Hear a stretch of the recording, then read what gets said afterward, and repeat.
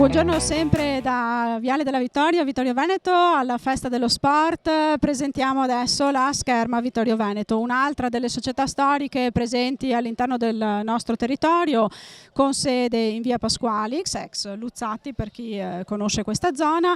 Una delle società storiche, dicevamo, di una disciplina olimpica di grande prestigio, soprattutto perché i nostri italiani hanno degli ottimi risultati, ma che non tutti forse sanno ha delle sottocategorie. Quindi in cosa è specializzata Scherma Vittorio Veneto?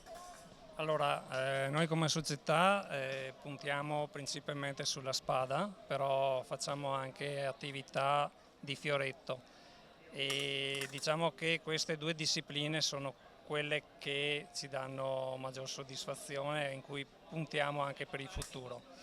Poi vabbè, c'è l'altra disciplina che è la sciabola, però per il momento non la pratichiamo. Da che età si può cominciare a praticare questo sport? Allora, noi facciamo corsi di scherma a partire dai 7 anni di età e poi sono corsi che vanno per tutte le età, quindi anche per gli adulti. E in più dallo scorso anno abbiamo cominciato un corso di gioco scherma dai 4 ai 6 anni, quindi insomma proviamo la scherma un po' per tutte le fasce d'età. Quindi quali sono le caratteristiche che consigliate maggiormente di questo sport? L'agilità, la velocità, i riflessi?